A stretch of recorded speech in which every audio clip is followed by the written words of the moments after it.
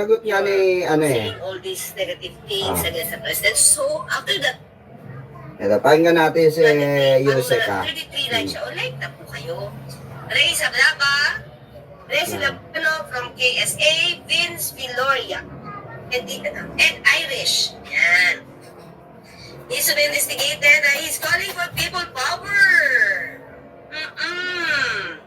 Jose pa Oliva Lopez, nung pa to eh, mula nung nag-start. Mami, na to ng mga kabataan. abot nga nung ano ko dyan, lighter ko. Sabit, madaming sabit, arrogante at puro lang kapig. Sabi ni Epa Lloyd, Forward na natin, ha. Forward na natin. Marcos. Actually, makakita rin nyo ha, isipin nyo ito. Power, you're saying all these negative things against the president. So, after that one, what do you want? Ha? Who? Bibi Sara? As the next president?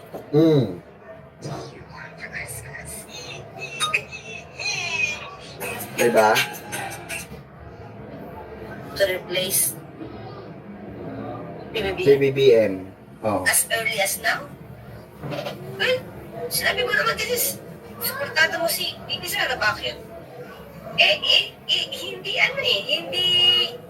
Hindi yata natugunan yung hilig niya eh. Kaya si Bibi Sara na lang ang kanyang suportahan. Parang wala siyang makuha sa Pangulo. Oo, correct. Ito kasi yung mga kababayan, yung sinasabi ni Atty. Claire Castro, ni Yusek, alam namin yan. Hindi po kasi napagbigyan si Chavit na ipasok sa gabinete. Gusto niya ipasok sa gabinete yung kanyang apo ata or pamangkin, if I'm not mistaken. Correct me if I'm wrong, ha. Pamangkin ata or apo. Kasi ang dami na niyang request kay Pangulo. Oo, ang dami niyang gustong ipa-appoint kay Pangulo. Pinagbigyan na siya na i-appoint. Oo, sa Nawasa ata. Sa Department of Energy. Oo, yung isa. O, bali, tatlo yung na-appoint ni Pangulong Bongbong Marcos na, ni bata ni Chavit. Ngayon, parang gusto pa niya mangyari ay sa mas mataas na pwesto. Which is, hinindihan ni Pangulo. O, hinindihan niya. Kaya ngayon, nagre-rebelde yung matandang uhugin. Yung matandang lugain na si Chavit, magpababayan. O, kaya nagsabi siya, na susuportahan na niya is ang si Sara Duterte, 'di ba? O pamangkin sa PCS, lam na meow meow meow meow, 'di ba? Tama 'yon. 'Di ba? Tapos yung isa pa, apo niya ata yung gusto sa cabinet member. Ipasok sa cabinet. So, alam niyo 'yun mga kababayan, masyadong umaabuso yung mga ganitong klase ng tao na sabi nga ni PBBM, hindi naman pwedeng kayo, swerte kayo. Tayo na. Hindi naman ganun tumatakbo ang bansang Pilipinas. Gusto kasi ni Chavit, meron lahat siya eh. Hanggang sa tawag dito, sa mga sugalan eh, di ba? Kaya, alam ko tong kwento na to eh, nai-content ko na to eh, kung bakit nag-uurumentado si Chavit. Ayan, bigyan ng leksyon yung Mangkanor Chavit Singhot, sabi ni.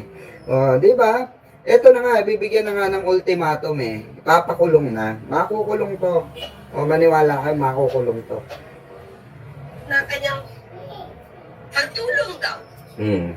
Na kingmaker siya. Tatay Cheese. Good evening, Atty. Washington, Acacia Estates, Taguig City. Si Tatay Cheese, okay? So, mga klira, okay pa. Ano natin muna? Basahin muna natin, ha? Ayan, sila ba yan? Tanggalin natin. Wait. Okay? Forward natin, ha? Power sa mga video niya, eh. Dami, natin. Locos niya si Sabit Singson. Kaya binangga si Era dahil di binigay sa kanya ang small town lottery. Sana bulat-latin ang mga pagnanakaw na ginawa sa ilo. Yeah, pakinggan natin.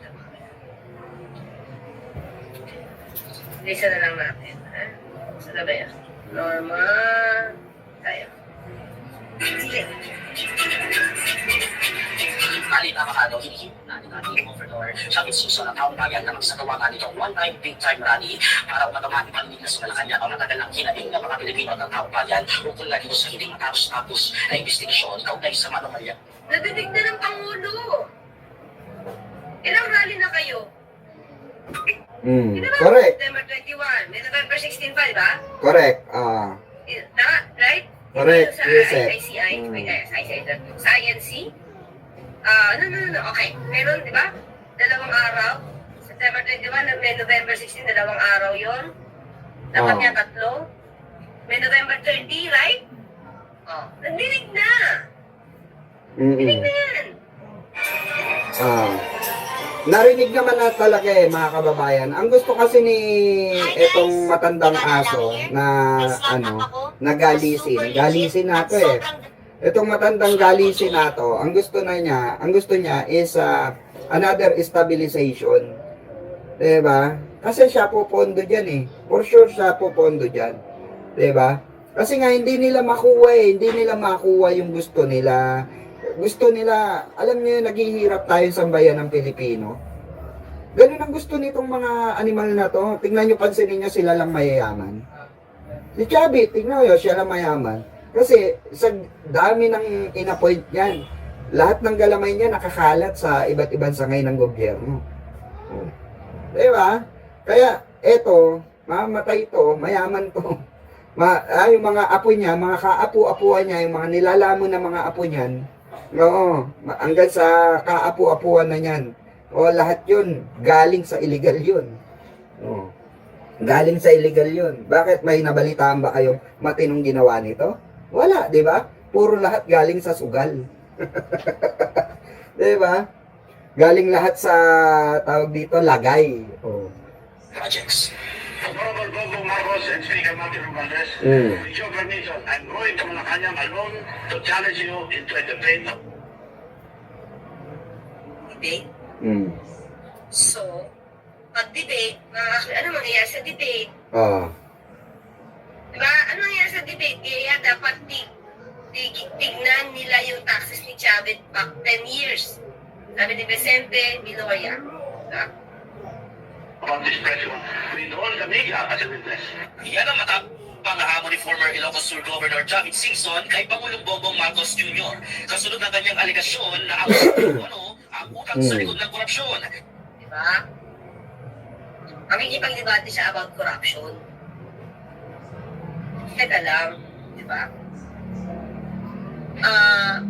Ginawa niya ba dati si... Pulong Iyotman. Ayan, shoutout sa'yo, Pulong Iyotman. Sabi niya, di ba? Corrupt yun, umami si Dati Paulo Duterte. Sabi niya, di ba, corrupt siya, nagnakaw siya, pero ubus na. Tapos may 20,000 may ghost projects pa noong 2020. Nakipag-debate pa siya. Hindi. Sinusuportahan pa niya yung anak ng corrupt. Correct. Diba? Sa malawakang flood control scandal. Matagal na raw gustong ihayag ni Singson ang mga alegasyon laban sa Pangulo. Pero hinintay raw niya umabot ito ngayong unang buwan ng bagong taon. 40 taon na raw kasi simula ng mapatalsik ang tahimeng Marcos Sr. Eksakto rin kaparehong 68 years old na rin ng nakababatang Marcos ngayon ang edad rin ng kanyang ama nang mapatalsik sila sa Malacanang. Wait, kasalanan ito ng mga palpak na flood control projects is, wait, Senator, Chavez Singson. Yung ghost projects, Dati Paulo Duterte, yan, yung susunog apo, mga ka-clear. Ito natin kahapon. Sunog apo, that's 2017. Hindi umanda. Fully paid. As early as 2019, panahon ni dating Pangulo Duterte. Correct. Binayaran kahit hindi pa tapos, ngayon hindi gumagana. That's 2017. Tingin niyo ba? Hindi nakapatay ng tao yung mga proyekto na yun. Tama. Saka yung sa 'di ba? Tama yung pinupunto ni ni Yusek Claire dito, 'di ba? Hindi ba nakapatay ng tao 'yon? And remember, yun nangyari, yun nangyari doon sa Dolomite, 'di ba? Kumuha sila sa Cebu ng Dolomite para ilagay sa Dolomite Beach. Maraming napatay na tao o wala? Maraming napatay na tao. 'Di ba? Oh. Bakit 'yon hindi nga naman silipin? Oh. Nakipagdebate ba si Duterte? Oh. Nung kine-question yan noon pa, kine-question yan. Oh. Nakipagdebate ba si Duterte? Hindi. Oh. Kasi nga bakit? In the first place, alam ni Duterte na papresidente ko ng Pilipinas eh. Diba? Ano ko eh, marami kong ginagawang trabaho.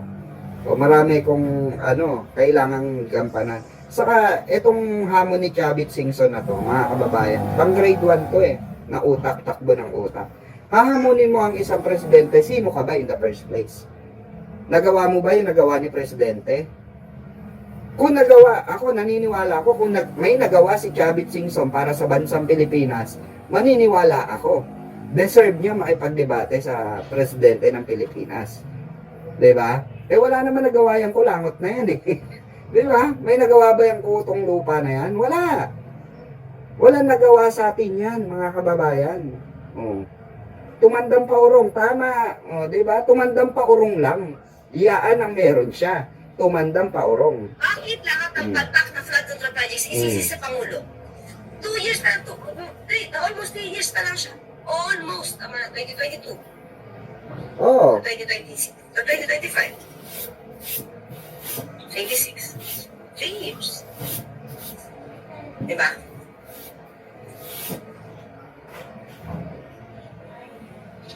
Tapos, yung ghost projects ni dating Pangulo Duterte, that's 13,900 flood control projects yan. Oh, grabe, no? Nakita mo kung Oh, grabe, no? Ang dami, di ba? Oh. Ang daming flood control projects. Oh, and the rest of that project, mga kababayan, ay most of them ay hindi gumagana. Ghost project. Oh. Mami Susan Minggueto, shout out po, Mami. Oh. 'Di ba? Totoo 'yun. Bakit hindi tinutukan noon? Oh. Bakit ni isa walang pinaimbestigahan si Digong? Oh, sinagot na po ni Panelo 'yan. Sinagot na ni Panelo. 'Di ba? Na walang naipakulong si Digong.